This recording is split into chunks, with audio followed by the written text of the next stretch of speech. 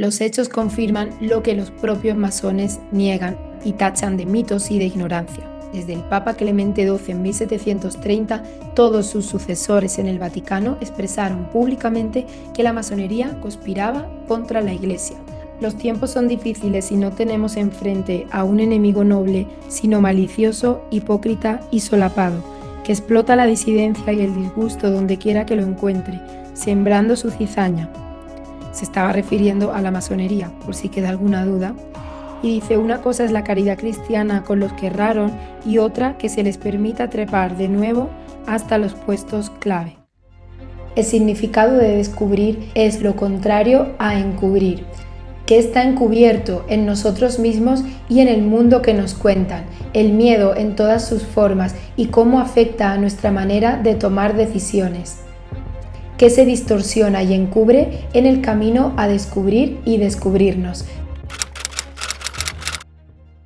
Entremos más de lleno en la Iglesia Católica y su relación con la masonería. El Papa Francisco reafirmó la prohibición de que los católicos pudieran unirse a la masonería, confirmando la posición tradicional de la Iglesia Católica. La masonería es incompatible con la fe cristiana, y entre comillas. Esto dijo literalmente en el documento oficial al respecto más reciente, que es de noviembre de 2023. Ahí lo estoy mostrando en pantalla. Y ya antes de esto, en 2017, el Papa Francisco rechazó la designación de un diplomático libanés, que era Johnny Ibrahim, como embajador en el Vaticano porque era masón. Desde el Papa Clemente XII en 1730, todos sus sucesores en el Vaticano expresaron públicamente que la masonería conspiraba contra la Iglesia, aunque ellos insistan en decir lo contrario, aunque ellos digan que la masonería admite todo tipo de dogmas religiosos, es mentira, están enfrentados. ¿Y cuál es la historia de ese masón que quiso ser papa? Para contar esta historia me baso en dos libros del sacerdote Charles Moore, un sacerdote que nació en Estados Unidos, y estos dos en concreto son La Madrina y El asesinato en el grado 33. El padre Moore estuvo en Roma 10 años y lo que cuenta en sus libros es que en 1973 el Papa Pablo VI dijo: "El humo de Satanás ha entrado por alguna fisura en el santuario del Señor".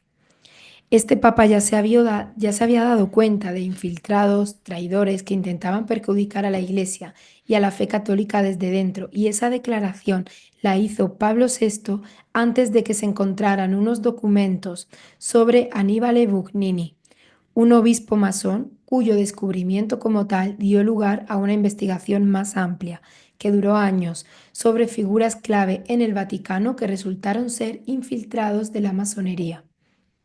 Aníbal Bugnini fue un obispo involucrado de forma clave en la reforma de la liturgia, es decir, de los actos y ceremonias católicos después del Concilio Vaticano II. Bugnini era el secretario encargado de esos cambios en la Eucaristía y en el resto de sacramentos. Fue haciendo cambios que, según Moore, consistían en ir acabando con lo sagrado, y quería Bugnini que tanto judíos como protestantes estuvieran cómodos con la celebración de la Eucaristía, y para eso fue eliminando la importancia de Jesús y todo lo que en torno a él se consideraban cánones sagrados. Según cuenta el padre Moore, el Papa Pío XII preparó el Concilio II para que se llevara a cabo después de su muerte, pero advirtió que los obispos que había no estaban preparados para hacerlo. Cuando se encontraron esos documentos que señalaban al obispo Bugnini, recuerdo el encargado de los cambios en los sacramentos, como miembro de la masonería, la Iglesia había reiterado que quien fuera sacerdote y fuera descubierto como masón sería excomulgado. Pero Bugnini además era obispo, así que al ser descubierto como masón en 1974, avisaron al Papa Pablo VI y este lo sacó del Vaticano, pero lo envió a una parroquia a Irán. No lo podía excomulgar por ser obispo, que significa ser sucesor de apóstol, y por eso no se le puede expulsar completamente, no se le puede excomulgar. Así que solo lo apartaron del Vaticano. Pero el Papa Pablo VI llamó entonces a su subsecretario de Estado, que era Giovanni Benelli, para pedirle consejo sobre qué hacer ante esa infiltración y concluyeron que no se trataba solo de Bugnini, sino que en la curia romana había más masones promoviendo cambios en la Iglesia. Y se inició una investigación para averiguar qué estaba sucediendo en toda la curia romana, que es, digamos, todo el gobierno de la Iglesia Católica, donde hay más de 800 hombres y que incluye también el Banco del Vaticano. Pusieron al cargo de la investigación al cardenal Edward Gagnon, y esta es una figura clave de la historia. Cuando Gagnon, entonces arzobispo, todavía no había sido nombrado cardenal, llevaba más de un año investigando, empezó a recibir amenazas y le entraron a robar para hacer desaparecer los documentos de su investigación varias veces. Así que, para su seguridad, se mudó a la misma casa que el padre Moore y otros dos sacerdotes. El padre Charles Moore convivió con Gagnon y le ayudó en su investigación. Recuerdo para que nadie se pierda que el padre Moore es el autor de estos libros, Asesinato en el grado 33 y La Madrina, en donde cuenta toda esta historia. Bien, pues Moore convivió con Gagnon y le ayudó en su investigación y cuenta que durante 3 años en los que Gagnon estuvo investigando, sufrió mucho por lo que estaba descubriendo, porque encontró mucha traición dentro de la iglesia y traición que era por masones infiltrados. Gagnon encontró que el encargado de la Congregación de Obispos, que es la institución del Vaticano donde salen los futuros obispos, también era masón y se trataba del cardenal Sebastiano Baggio. Con esto comprobado, Gagnon dijo al Papa que tenía que quitarlo de ese puesto.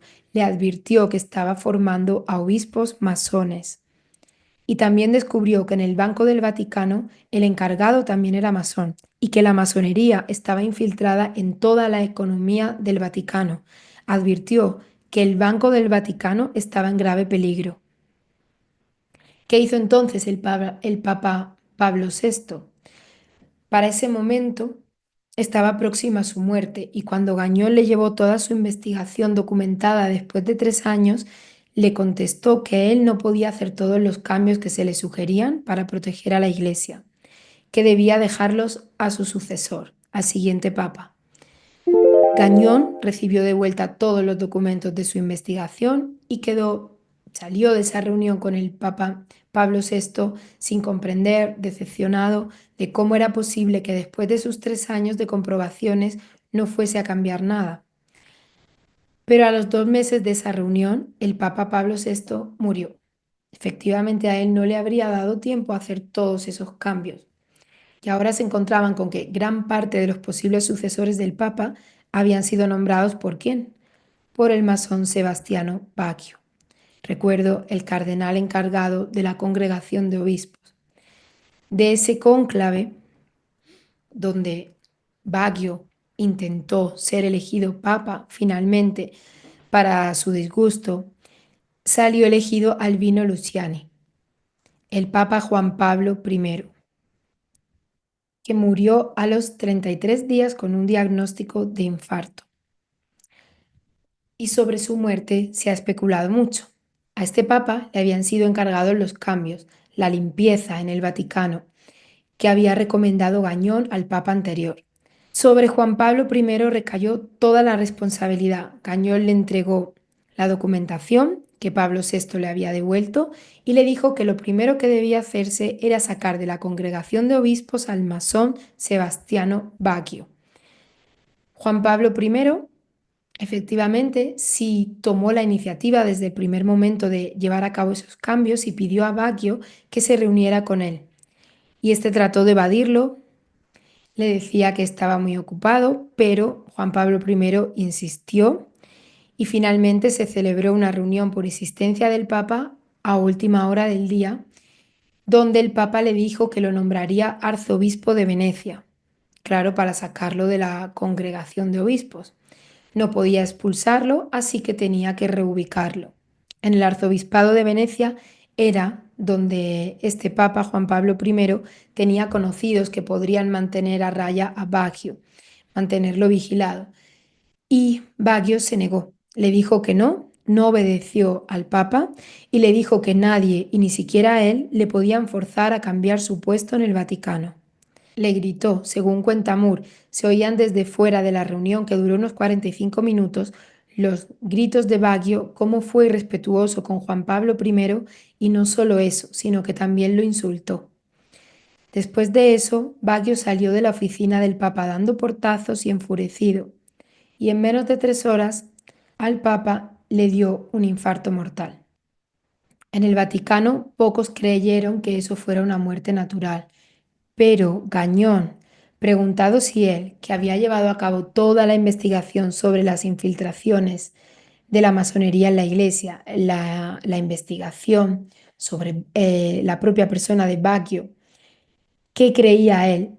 Él dijo, se le preguntó si creía que había sido envenenado, si se le había provocado el infarto de una manera directa. Él dijo que no, que hay muchas formas de matar a un hombre, literalmente, según cuenta el padre Moore. Así que dijo que si le pudieron haber, que sí, le pudieron haber causado el infarto, pero no asesinado directamente.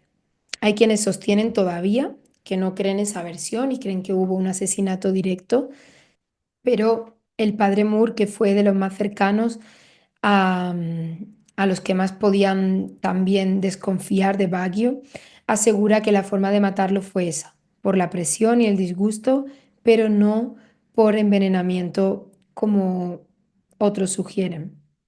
Con el nuevo Papa, Juan Pablo II, se volvió a llamar a Gañón, que por tercera vez advirtió al Papa a los cambios que la Iglesia necesitaba para frenar la mano de la masonería. Pero Juan Pablo II no quiso empezar a hacer cambios de inmediato, sino que para él lo más importante era predicar en todo el mundo. Se reconoce a Juan Pablo II por eso, ¿no? Sus viajes en concreto. Se centró en preparar los 104 viajes que realizó, para los cuales Juan Pablo II aprendía el idioma de cada país que iba a visitar y centrado en eso y en predicar, no hizo los cambios que pedía la investigación de Gañón. Gañón volvió a quedar frustrado, aunque Juan Pablo II no le dijo que no a esos cambios, sino que le dijo que los debían hacer con tiempo y le dio prioridad a su prédica por todo el mundo. A pesar de todo lo que se sabía, no podía hacer más para que quitaran a los masones. Gañón no podía hacer más contra el daño que estaban haciendo, especialmente en el Banco del Vaticano y en la Congregación de Obispos. Así que tiró la toalla, después de mucho intentarlo, entendió que no podía hacer nada más y que siguiera insistiendo en Roma no iba a servir. Así que Gañón dejó Roma y volvió a Colombia, que es donde estaba antes de ser mandado, antes de ser mandado a investigar. El 13 de mayo de 1981, algunos puede que recordéis esta fecha porque fue cuando intentaron asesinar a Juan Pablo II en la plaza de San Pedro. Los disparos no lo mataron, pero una vez en el hospital le pusieron sangre contaminada y casi muere de hepatitis. Juan Pablo II estuvo varios días en coma y cuando salió de ese coma desde el hospital, lo primero que hizo fue pedir que buscaran a Gañón. Lo mandó llamar de regreso a Roma y lo nombró cardenal. Y para entonces el Banco del Vaticano ya estaba en problemas de quiebra. Juan Pablo II se dio cuenta de cuánta razón tenía Gañón y sus investigaciones y de la urgencia que era sacar a Sebastiano Baggio de la Congregación de Obispos y tomar medidas en el Banco del Vaticano. No sin su resistencia, Juan Pablo II sí lo sacó a Baggio, pero ¿bastó eso para eliminar la influencia y pretensiones de la masonería dentro de la Iglesia? Según el padre Moore, lo que quiere la masonería no es destruir a la Iglesia, sino utilizarla para ganar poder, influencia en la opinión y en la política en todo el mundo.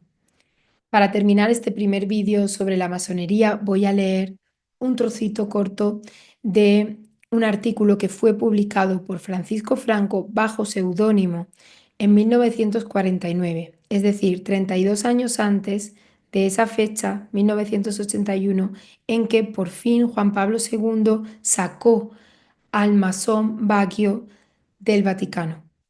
Publicado en febrero de 1949, dice: los tiempos son difíciles y no tenemos enfrente a un enemigo noble, sino malicioso, hipócrita y solapado, que explota la disidencia y el disgusto donde quiera que lo encuentre, sembrando su cizaña. Se estaba refiriendo a la masonería, por si queda alguna duda. Y dice, una cosa es la caridad cristiana con los que erraron y otra que se les permita trepar de nuevo hasta los puestos clave. Los hechos confirman lo que los propios masones niegan y tachan de mitos y de ignorancia. Más datos históricos sobre la masonería los voy a dar en próximos vídeos. Espero que si te has quedado hasta el final le des me gusta, lo compartas, me comentes tus impresiones, si quieres dar algún dato, dejarlo en comentarios y si este tema te interesa, te suscribas al canal. Hasta pronto.